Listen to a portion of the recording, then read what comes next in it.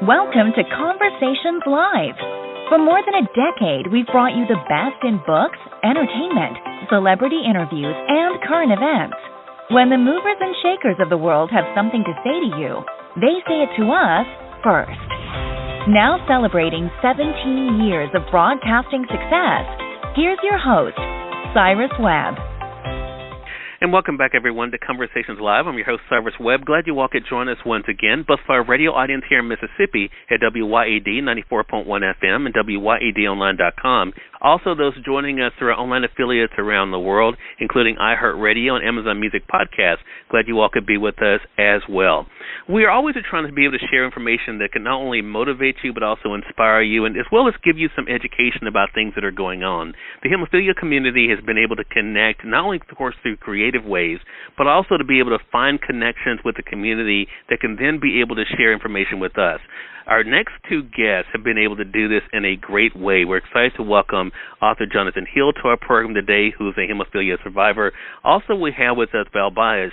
He is a former president of the National Hemophilia Foundation. We're going to talk to them not only about what it's been like for them to share their stories, but also how they've been to find creative ways to be able to educate people and get them informed as well. Thanks to the two of you for the time. Really appreciate it. Thank you. Thanks for having us. Val, I'm going to begin with you. As I mentioned, you're the former president of the National Hemophilia Foundation. I noticed when I was prepping for this segment, this has been a big passion of yours, not only to help people to be informed, but also to connect together. What has it been like for you to be able to share with people not only what's happening in the hemophilia community, but also ways that they can work together with it? It's been great. That's been a passion in my life, is to bring people together around a variety of issues. People with bleeding disorders face a unique set of challenges related to access to care, advocacy for their condition, because it's a very rare condition, and being active on the local level, which I learned being as a camp counselor and director, and then moving to the national level as a volunteer, and then ultimately as president of the organization. Has been a real thrill in my life. Get a lot of satisfaction out of that, a lot of satisfaction in talking to members of Congress and state legislatures about hemophilia. It's been really a wonderful experience. And Jonathan, with you, not only are you a hemophilia survivor, but you're an individual who's been able to share bits of your story, especially with the new graphic novel. What has that been like for you to use your creativity to be able to help to kind of speak for people who have been living with and surviving hemophilia? Well, that's a great point.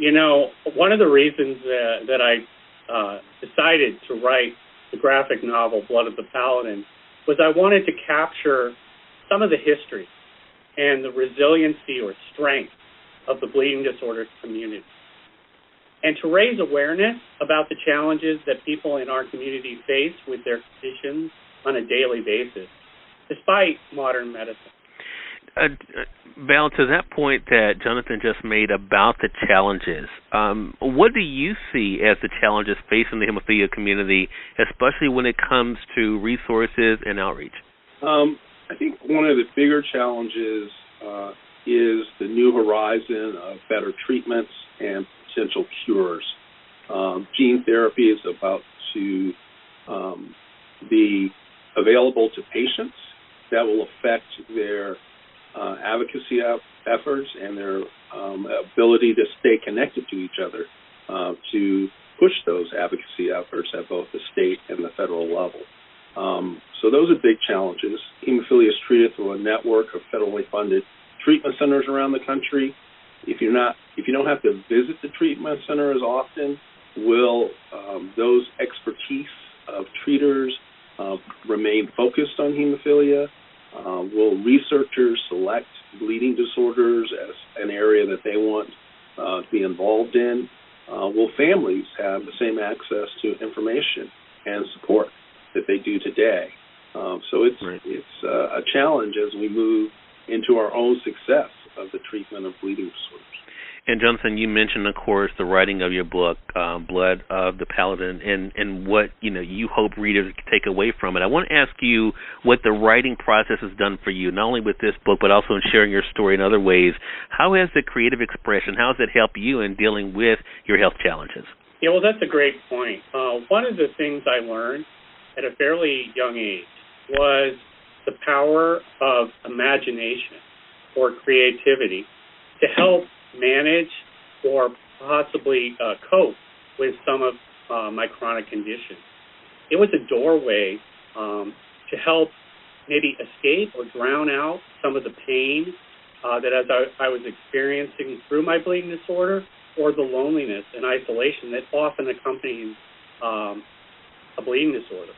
And my particular form of imagination that I really was attracted to as a young man was Dungeons & Dragons, which is a role-playing game where together with my friends, we would tell a story at a table with dice, creating a fantastic world filled with dragons, elves, and orcs, and other monsters.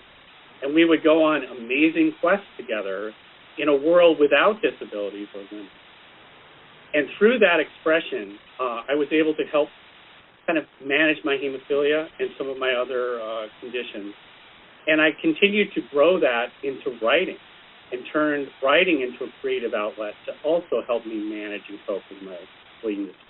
So, Jonathan, you just mentioned, of course, what you used to do with your friends. Of course, now with us, hopefully on the tail end of this pandemic, a lot of us have been sheltering in place, separated, which can cause some isolation and have its own challenges, especially for those who are dealing with health issues. What advice do you have, Jonathan, when it comes to those who are not only dealing with chronic health conditions, but also having difficulty during this time, during the pandemic? Yeah, living with a chronic condition is a lifelong journey.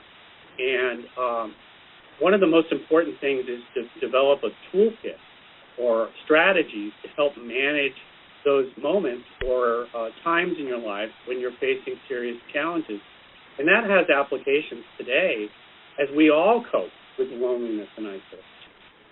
As I mentioned before, imagination and creativity is an excellent outlet, an excellent way to kind of drown out or escape some of those feelings or experiences, whether it's through reading or writing or music or cooking or gardening or whatever.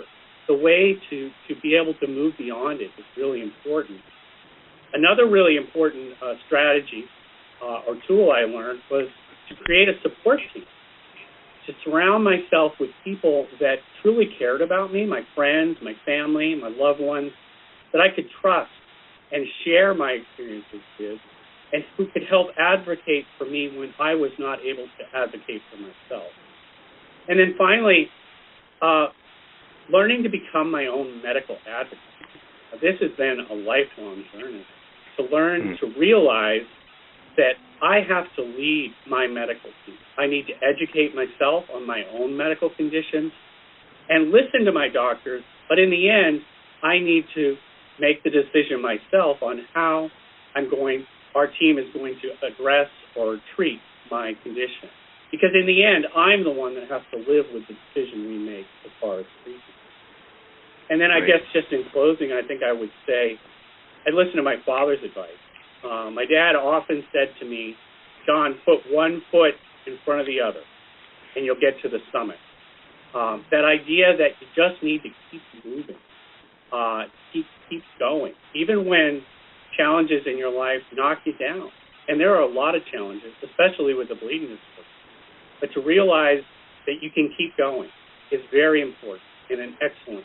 Great reminders for all of us. Again, everyone, Jonathan Hill and Val Bias has been our guest. Talk with us not only about the support that the hemophilia community is being able to provide, especially using creative awareness as well as advocacy. So, Val, I want to ask you, where can our audience go for more information to find out about some of the things we talked about here and maybe even resources? We're celebrating World Hemophilia Day this week.